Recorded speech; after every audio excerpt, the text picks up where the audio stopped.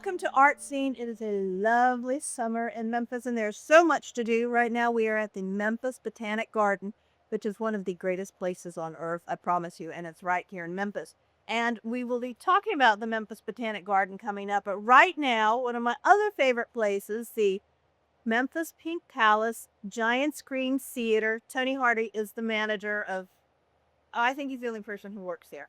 So he does everything at the Pink Palace. Hey, Tony, welcome. Well, yeah, thank you for welcoming me. I love the shirt, the Gorilla Forest. Oh, that's from, yeah, that's, Louisville Zoo. oh, is that, yeah, Louisville Zoo. Yeah, I'm from Louisville. Yeah. Oh, there you go. And you Yeah. need to, and here's the thing, when you're out visiting these places, get a shirt, bring a shirt home, wear it in Memphis. What's going on at the theater? A lot. We've just opened our new summer film, T-Rex, which is all about the Tyrannosaurus Rex, I remember the mother of all asking dinosaurs. one time if it was a real dinosaur. Well, that was the rubber one in the gallery, I think. But yeah, this one, it delves a lot into how they lived. It's they learned a lot about the T-Rex from the fossil evidence that they've dug up. And one of the things I learned in this picture is just what difficult lives they led. Most T-Rexes did not live into their 30s, and even though they were kind of the king of the dinosaurs at that point in history, they suffered from a lot of ailments. Well, they fought with each other and other dinosaurs, clearly, so they usually had injuries. But by looking at the fossils, they can see where they had abscessed teeth and arthritis and broken bones that healed incorrectly. And so they were not comfortable. They could not go to the T-Rex ER and get help, or none of the other dinosaurs could either. If they had injuries that healed and they survived, they were somewhat crippled at times and just had a very hard life. Well, when they find more T-Rex bones, they revise what they think about T-Rexes, don't they? All of them they do. And of course, they usually just find pieces, not complete.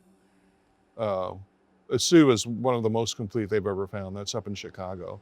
And, yeah, they learn a lot. And they really play upon that in this film. They really show it to you. They actually show you the fossilized remains and where some of these things actually happened to the animals and how they had to survive those. How did they bring the fossilized remains to life for a movie? Well, it's done with the computer-generated imagery and the latest scientific data and amazing artists. So it's, everybody remembers the dinosaurs in Jurassic Park and those movies, and there's even a new one coming out here very shortly. But this is, Jurassic Park was more, they're genetically engineered dinosaurs. And this obviously is very true to life and what they were actually like. So the more they learn, the more accurate they can make it. And it's really, in this film, you get a feeling for the real animal a little bit more than I have maybe in other films. The special effects are great. Yeah, it just seems like a real living thing as opposed to maybe just a dinosaur in a movie. Yeah. Can you tell what color their skin really was? Do they know that yet? Or do any of them have feathers? Because they always say birds are dinosaurs. They've found feather imprints on some fossilized remains. I don't know about T-Rex for sure. Color, most animals are related to their environment as far as color. And certainly a stalker like T-Rex would want to, being big and making a lot of noise, would want to be able to blend in and be stealthy. So I think, a lot of the coloring that they would think about comes from that. But then again, during mating season or whatever, did they have plumage or did they change in color? They're finding out new things all the time. So it's, Mother Nature. We'll never know because none of us are going to go back in time 65 million years to get the real answers. At least anytime soon. Is there a storyline in it? Or is it just, here are T-Rex and they did this and they went there and they did that? There is a storyline. There's individual? Yeah, you do. Well, it's not just, they kind of look at some individuals, but you've also part of a team that's going on a dig to dig them up. And so there's a lot of background information on how they lived, what they did to scavenge, and how they just basically survived the day to day. It's really fascinating, and the people who are dedicated and interested, like anything else, they're very passionate about it and learning as much as they can. And it is fascinating, let's face it. I mean, you never stop being interested in dinosaurs. We become interested in them as kids, and we're always interested to learn more. Dinosaurs are fascinating because they were real, They were real, all right. and yet we can't really put our finger on them. So there's the whole learning thing, but they're dinosaurs. They're like our history. We just absolutely love them. Where does the movie tell where? Because I know a lot of dinosaur or T-Rex remains are found in the United States. Right. Well, they go to the Badlands where the big dinosaur digs happen. That's where they've uncovered a lot of this stuff. But there's a lot of people have said over the years, gee, what if humans had never shown up? What if the dinosaurs had stayed here, that there never was that asteroid impact that kind of wiped them out? And would dinosaurs be driving cars now or be doing this, that, and the other thing?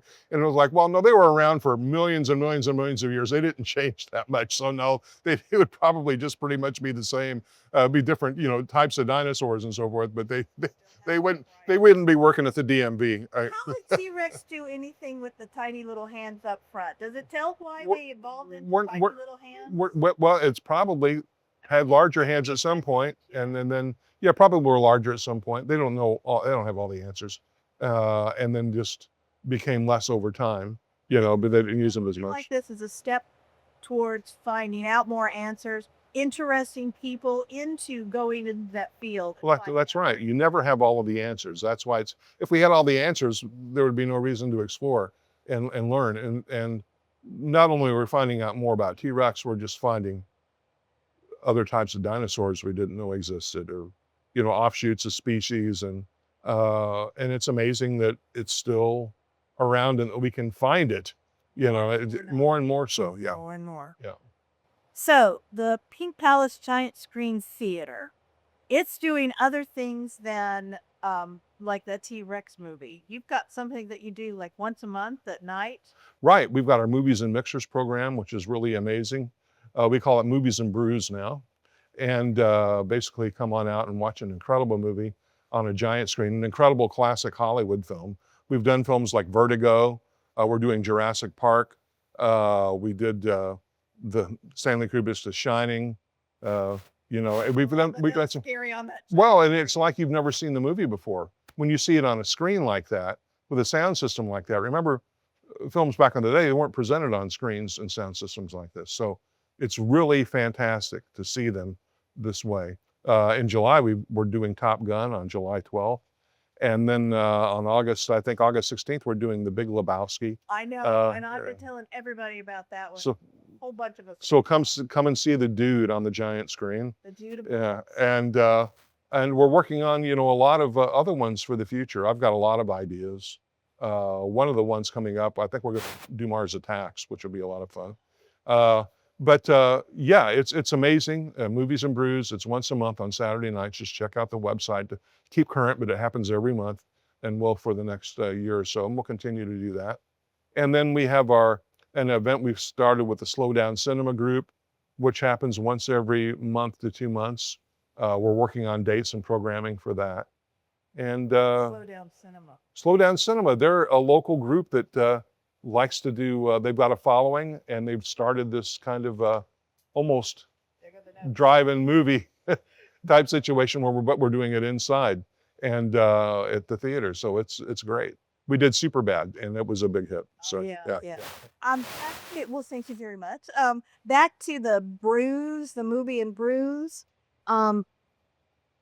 It's wonderful seeing classic movies on that giant screen with the sound system, but you also do a little something ahead of time, a little something different for each one. We do a pre-show. We do usually on the making of the film. On a couple of occasions, we've actually had people come in that worked on the films. When we did David Lynch's Dune, we had Ron Miller come in, who was a production illustrator on that film, and worked closely with David Lynch. And then on the remastered Star Trek the Motion Picture, we had my friend Darren Dockerman come in, and Darren was responsible for doing a lot of the revisions on the special effects and cleaning things up for the special edition. So when we can, it's hard to get into people's schedules who are working. When they're working there, and But one of the great things is when I can get somebody, there are these direct flights from LA. So I get them here in about 4 hours from LAX if I can get them. So who knows what'll appear in the next year or so as far as those opportunities. But regardless, we always do a pre-show, a making of pre-show on the film. And that makes the movie so much more yeah, enjoyable because you feel like an insider, like you really know what's going on, and you find out stuff that you don't know that most people don't know. it's really, it really, people know more about filmmaking today than they used to because of DVD extras and supplements and so forth. But you can really never know enough about the making of these films and just how complex it is, and really how any film is ever really successful or how it comes together. So many films they were making, they thought were disasters, turned to be the biggest films of all time, like Jaws. Yeah. Here its 50th anniversary is here. But they thought, Steven Spielberg had panic attacks over that film, anxiety attacks, because it was just a horrible experience, but it turned into one of the greatest films ever made. We just find out when these people come and they talk about the making of the movie, if they had gone this way, it would be an entirely different movie. But they explain why they went this way, and you just feel like, hey, I can see how that happened. Well, yeah, absolutely. And just consider any famous movie without its musical score, Jaws without its score, or Star Wars with a different score. It wouldn't work. It wouldn't be as good. It was the score that it needed. And it's perfect. Every note's perfect. It's like, how does that happen? It's pretty amazing. But the creative process is amazing. So. And you get to see it all on a giant screen. And I mean, really giant. Well, you're really there. You're immersed. You see things that you would never notice on a small screen. For example, even if you've seen the movie 20 times. For example, we just for the heck of it watched the 1973 film Westworld last year, just for just staff. We just did it for ourselves. And one of the things I noticed about that giant screen is Yul Brynner's performance in that film is totally lost on television or even a big flat screen TV. You can't see his performance. But when it's on that giant screen, it's like, oh my God, he was doing Terminator stuff before the Terminator. It's amazing what he's doing with his eyes and just slight looks. Very subtle stuff, but it's nuanced. You can only see it on a huge screen. And I was floored by that. I'm amazed by that. I hope to bring Westworld out for everybody. Oh, that would be a fun one. We'll put that on the list. We're gonna be taking a break and coming back with the Memphis Botanic Gardens because that's where we are. But Tony Hardy, the Pink Palace Giant Screen Theater, always something going on there.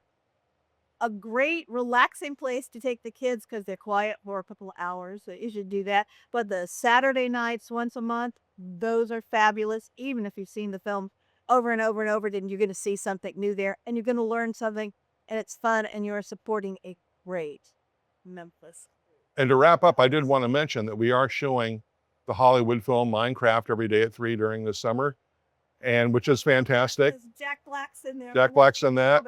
Very funny. I've yet to watch the entire movie myself, but he is hysterical and the kids love him.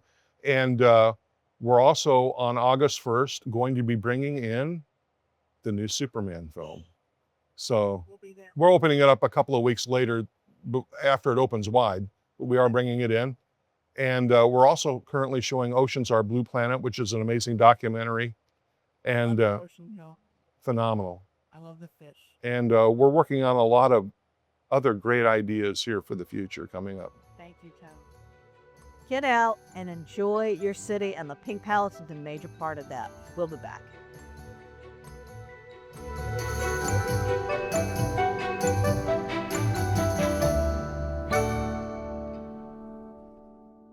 Welcome back to Art Scene, still at the Memphis Botanic Garden, which is a gorgeous place. We're inside now. There's a lot of art hanging on the wall, which is something we're going to be talking about with Carlee Zamora. Welcome to the program. Hey, of course. Good morning. Thanks for having me. I appreciate it. I'm so glad to be here. You are the Adult Education Coordinator. What do you educate adults about at the Memphis Botanic Garden? Absolutely. So we kind of have a wide range of programming. I like to think of myself as more of adult programming. Education's kind of just the fun part. When you have adults, you're able to put in all of these different talking points and things that maybe with kids we don't discuss about, but with adults we can have all the fun in the world. So I love my kind of programming to be partly educational, so that way you walk away with something. But let's say, for example, my horticulture programming, that is something that we're a garden. We want to have good horticulture programming. So we have things that are like sip and strolls. So while you're learning about horticulture and you're going through the garden exploring it, maybe you also have a little drink with it. That's Have a a learning little experience. exactly a You little know what twist. Dorothy Parker, the writer, said about horticulture, right? What was it? She was challenged to use the word horticulture in a sentence, and she, forgive me, you can lead a horticulture, but you can't make her think. No, I have not heard that before. See, That's a really good. health education, Hey, right there. yeah, that's all the fun of it. Just show up at the Botanic Garden, and you're going to learn. Mhm. So, what is going on here? I mean, you've got this Incognito Art Auction coming up, which is the artists are secret, or who's in? Yeah. I love So that idea. it's such a fun concept. It is essentially all of these artists that we kind of have that are taking part in this are going to be announced, but won't be told which pieces are whose. So, one of the fun things for me is year over year, I like to try and guess myself which artist did which piece because these are all fantastic donations that are given to us by these artists and all go back the kind of charity big banquet that we have on August 1st, which is the party, that is where we have all of the artists come out and the secrets revealed. And the night of that party is when they go stand by their pieces at 7:30, and that is when sales are disabled. Artists are by their pieces. That is when the masks come off, if you want to call So it you that. can't buy the pieces before. It's not till August 1st? Well, the fun thing with that is you can. Our thing is that we want you to love the art, not necessarily the artist. We want you to see a piece that speaks to you and that you're interested in. So we do have online bids, online auctions that start on July 15th. Starting on July 15th, you can go to our website, membg.org, and find our donation or our auction page. Click on the auction page, and then online, you can kind of sort through and sift through all of the different pieces. Keep your eye on all of them. And our bids are actually kind of low. Our bids start at $50 and then go up from there. For art, and let me tell you Yeah. something about the art, and if you see who are the participating artists, this is art, and I've said this before in the show, and I'm sure our producer hates me saying this all the time, but it came out of their head, through their hands, onto, a piece of pottery Yeah. or a painting or a photograph.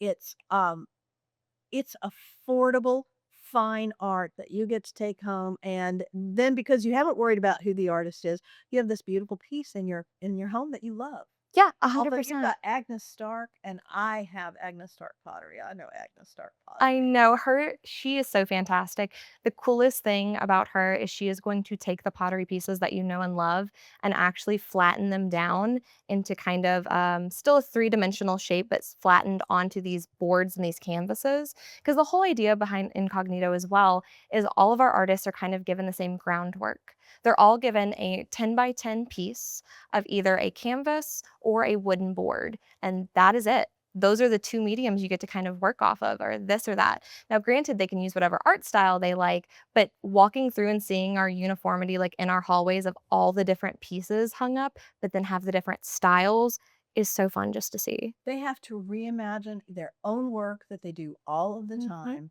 to fit into your format. Absolutely. That's something that we ask, and we give a general That's theme. brilliant. Yeah, we try not to get too strict, but this year it's going to be flourish. It's essentially art through nature's eyes. So, kind of bringing it back to a garden. While we do love supporting our local artists, we also love that they're able to support us back and give us these garden pieces that are It's going to not be, flourish like they had too much at the sip and stroll and fell on the floor. yeah, That kind of not that kind of flourish, no rolling around. flourish. Yes, exactly. Really thinking of kind of like the bounty of the garden itself. And a lot of our artists actually go out into our garden, find spaces that they love, and that's their inspiration. See, that's You what I'm know? thinking because the Botanic Garden has so many different things to see and do. Yes. And you can be as active or inactive as you want. I mean, you can just sit there and look at the garden, or you can stroll through some of them. My big backyard is like one of my favorite places in the entire world, all the Mhm. time. But the sculptures that you have, Absolutely. Yeah, we kind of that is to us also that kind of crossover between art and gardens is they're inherently hand in hand. that is something within the arts and culture world. You'll see a lot of crossover. You'll see gardens and art. And when you go out into our garden, it's not just here in our hallways, it's sculptures, it's pieces that we have worked with local artists that are putting into, like you said, my big backyard, which is our children's area. And you think a kids area, it's going to be kind of, toned down or whatever. No, we have full sculptures that are out there, and our large pieces, like our birdhouse that we have, that's a giant tree house, but it looks like a birdhouse with a big bird on top. It's gorgeous. But these are all things that are in and of themselves designed and made by artists. Well, you think of great art through the ages, and there's always a still life, or there's Monet. Yeah. And it's all nature. I mean, I think that's the starting point of most art. Pottery, I mean, that's from nature. That's dirt. Yeah. Well, clay. The mixture, yeah. Yeah. Absolutely. I totally agree with that. To me, I think you find inspiration everywhere. It is walking along your day-to-day life. It is coming out someplace like this and really immersing yourself and having that clarity and calmness to have that idea. And that's one of the conduits that you could have, but art and inspiration are everywhere. It's such an integral part of our beings that, kind of without even knowing it sometimes, I feel like we pick up those little pieces, those things that we cling to. We absorb it. We do, absolutely. So, what is the history of the Botanic Garden? Yeah, absolutely. I love talking about the history of the garden. I think we Yes, you started do it. I think we I'm started not gonna throw this one. no, in such a fascinating way. So a lot of gardens and foundations in total, they actually started through a pass down of a foundation of money given from family to family. And that was then at one point turned into a garden space, for example, or the home was preserved and they had gardens and the manor that, was kind of a part of it. And Whereas no one could afford it after that. So yeah, exactly. To that. Um, we, as the Memphis Botanic Garden, we actually started a little different. We started with our clubs and our societies. So back in the late 40s, the mayor at the time wanted to look at expanding the city of Memphis's limits and wanted to put a park outside of what was considered Memphis city limits at the time. So they had Overton Park, but they wanted something outside of that for everybody. And it kind of sat around for a little while. And then in the early 50s, there was one woman, Morgan Ketchum, that she donated 2,500 iris rhizomes. And she told the city, hey, if I come in and I take care of them, will you let us have a garden? And they said, absolutely. So her and the Iris Society actually kicked off the garden, and they planted and started taking care of. And from there, it kind of trickled in with the men's club starting the Arboretum. Now we have a rose garden with Rose Society and a hosta garden with our Hosta Society. And all of these are kind of fitting under this umbrella of, we started with volunteers and people that just wanted to see this place kind of like grow and expand. Well, you have a lot of people who work here, but you still depend a lot on gardens, like the master gardeners. Don't you work Yes, with them a lot? 'Cause I think absolutely. they're magic. I just have to say. I completely agree. I think that's honestly one of the most fun parts of my job, is being able to bring in outside collaborators as well. So kind of talking about with like community partners, us having volunteers from Master Gardeners or the Memphis Horticultural Society. Same thing happens with our art. I find people that I love their art and I want to bring them in. I want them to have classes taught here. I want them to have pieces put up. This is all something that, to me, community is so important. It's so vital, especially building a community up, keeping it together, and then having them have their own piece brought in, our story brought in, and having that like beautiful meld. That is something I look for in all of my programming. I love the fact that it's more than just nature that you bring in the art, which of course is from nature. Yeah. So this is such a calm place. I mean, the minute you walk into the Botanic Garden, you're just like calm, even if kids are running around and enjoying it. There's just a Mhm. calmness to it. If I weren't an artist or a dirt person, Yeah. are there other ways to volunteer here? Absolutely. So, say for example, you kind of just like the fun and excitement of kids running around. If you like that energy, that really fun, bright energy, we will have volunteers come in and help with our youth education festivals. So, we serve over 40,000 school kids per year. So, we use a lot of volunteers to help us with those festivals.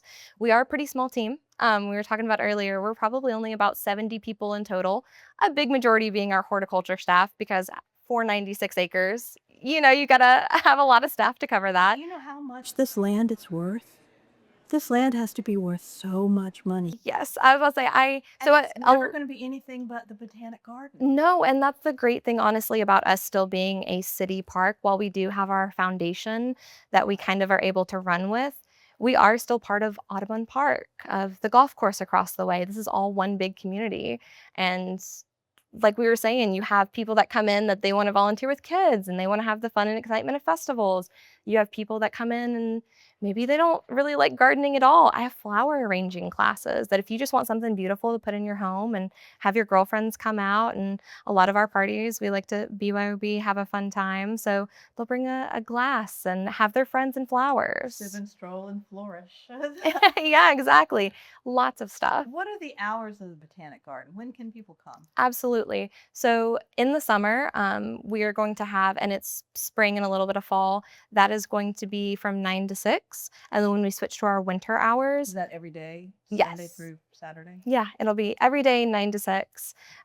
We have our hours shift a little bit with the time change, and that is going to be, I believe it's 9 to 4:30. We shift just a little bit in the winter hours, sun going down quicker. What is A there to little bit see in the sooner. winter here? 'Cause it's Yeah, winter. it's winter, so you're like, there's no plants. Well, one of the coolest things that we now have just opened up, I want to say it turned a year in May, is our tropical glass house, our youth education tropical glass house. So that is going to be all exotics and tropicals from around the world. So even if you're like feeling cold in the winter, you walk into this regulated Hot house. glass house, yeah, and you're like, it's summer. It's summer all over again. It's tropical and bright. It's so fun. Are y'all ever going to have butterflies? Well, we might have to stay tuned to that. That may be something that we would like to be interested in. Won't tell anybody. That's something that I think that would be a really fun consideration for us.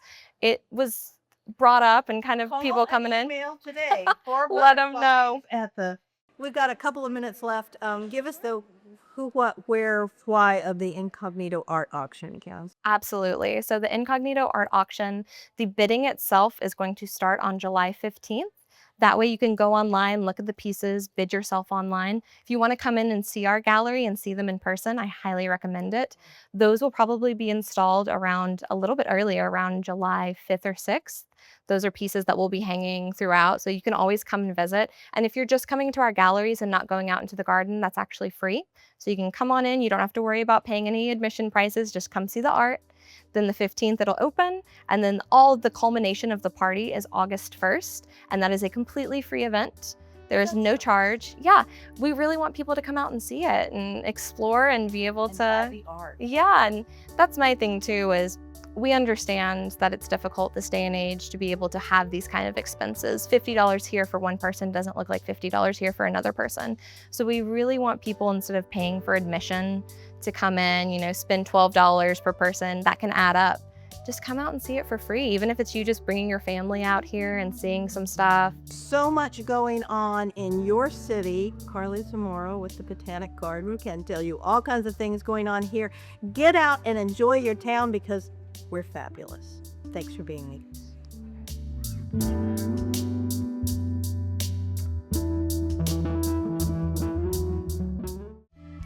You're watching the Library Channel, a broadcast service of the Memphis Public Libraries and the City of Memphis.